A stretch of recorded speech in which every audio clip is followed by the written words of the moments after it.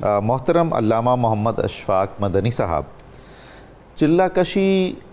فرض کریں کسی شیخ نے بتائی ہے تو وہ کچھ شرعی آداب بھی بتائیں گے، شریعت کے دائرے میں رہ کر ہی چلہ کشی ہوگی نا، جو مستحسن صورت ہے چلہ کشی کی، اس کے آداب، احکام اور مسائل پر رہنمائی فرمائیے آپ۔ بسم اللہ الرحمن الرحیم۔ اللہ جل شانہ نے قرآن مجید فرقان حمید میں ارشاد فرمایا فَأَلْهَمَهَا فُجُورَهَا وَتَقْوَاهَا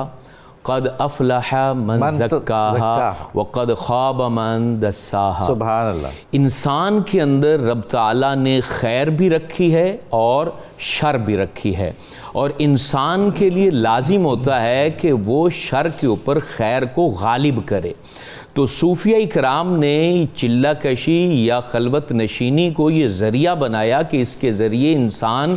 اپنے اندر وہ چیزیں محسوس کرتا ہے کہ رب تبارک و تعالیٰ نے اس کو یہ طاقتیں، یہ قوتیں، یہ صفات جو ہیں وہ کیوں عطا کی ہیں، تو پھر وہ اس بات پر آمادہ اپنے آپ کو کرتا ہے کہ اس نے خیر کا ساتھ دینا ہے اور شر کا ساتھ چھوڑ دینا ہے۔ اور یہی بات ہے قبلہ، آج جس دور میں ہم زندہ ہیں، ایک شخص کو ہم سمجھاتے ہیں تو ہم گھنٹوں سمجھاتے رہتے ہیں، حالانکہ وہ مسلمان بھی ہوتا ہے، اس کے گھر میں قرآن بھی ہوتا ہے، اس کے پاس حدیث بھی ہوتی ہے، لیکن وہ راہ راست کی طرف نہیں آتا، مائل نہیں ہو پاتا۔ اور ایک جانب یہ صوفیاں ہیں جنہوں نے اپنے باطن کو اتنا مضبوط کر لیا، خیر کے لیے اپنے آپ کو اس قدر تیار کر لیا کہ وہ لاکھوں لاکھ مشرکین کو مسلمان بنانے پر آمادہ انہوں نے کر لیا۔ تو یہ جو چلہ کشی یعنی ایک مختصر وقت کے لیے اپنے آپ کو تنہائی میں لے جانا اور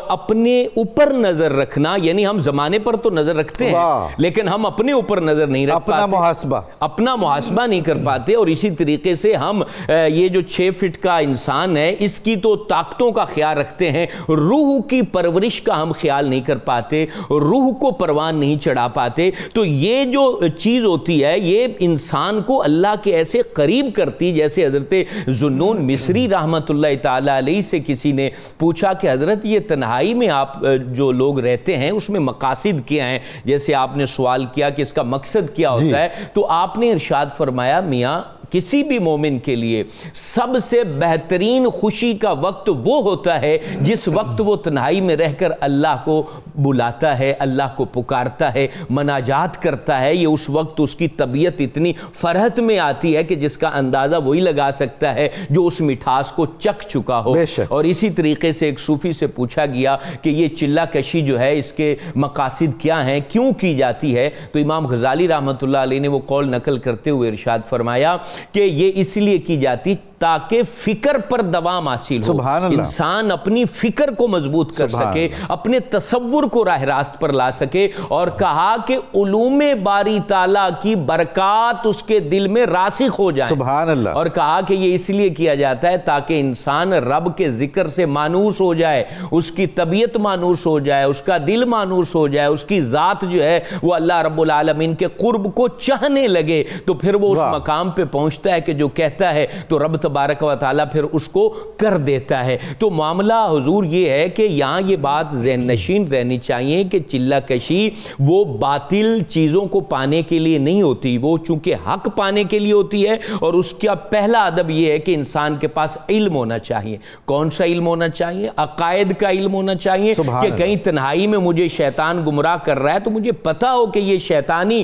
خواہشات ہیں، نہ کہ یہ روحانی خواہشات ہیں۔ تو علم ہونا اس کے لیے ضروری ہے۔ اس کے بعد اس کی نیت کا خالص ہونا ضروری ہے، کیونکہ اس میں اگر نیت حب جا کی ہوگی تو پھر چلہ کشی اس کے لیے مردود ثابت ہوگی، اور اگر نیت حق کو پانے کی ہوگی تو پھر چلہ کشی اس کے لیے انوار و برکات پانے کا ذریعہ بن جائے گی۔ تو حضرت سید گیسو دراز بندہ نواز رحمت اللہ علیہ سے کسی نے پوچھا کہ حضور چلہ کشی کے لیے کیا کیا آداب ہیں، تو آپ رحمت اللہ علیہ نے ارشاد فرمایا کہ میاں چلہ کشی کشی کے سب سے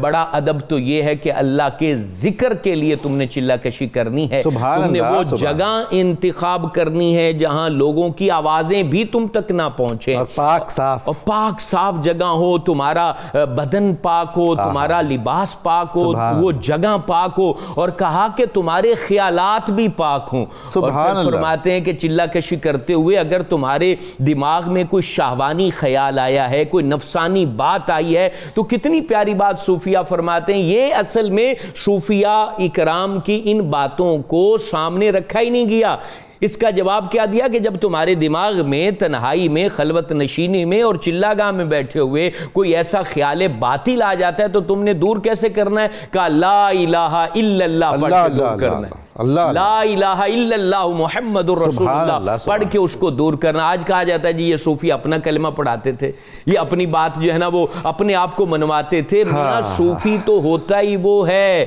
جو رب کی ذات میں فنا ہو جائے، جو اللہ کے ذکر میں فنا ہو جائے، جو اپنے آپ کو فنا کر دے، تو پھر وہ برکات زمانے میں چھوڑ دیتا ہے۔ میں اس بات پہ بات ختم کرنا چاہتا ہوں قبلہ کہ حضرت سید محمد اشرف جہانگیر سمنانی رحمۃ اللہ آپ اپنے مرید اور خلیفہ سماع الدین کے پاس گئے اور کہنے لگے کہ میں تمہارے گھر آیا ہوں تو یہاں مجھے کچھ بزرگی کی خوشبو آتی ہے۔ تو حضرت سماع الدین نے عرض کی کہ حضور والا یہاں جو ہے ایک حجرہ ہے جدھر حضرت فرید الحق والدین مسعود بن شکر نے چلہ فرمایا ہے اور اللہ کا ذکر کیا ہے، کہا اسی بزرگی کی یہاں خوشبو آتی ہے۔ تو جس نے اللہ کے لیے چلہ کیا تو زمین کا ذرہ ذرہ اور فضاؤں میں وہ ذکر محفوظ رہتا ہے اور قیامت تک اس کی برکات سے زمانہ برکتیں پاتا رہتا ہے۔ سبحان اللہ، سبحان اللہ۔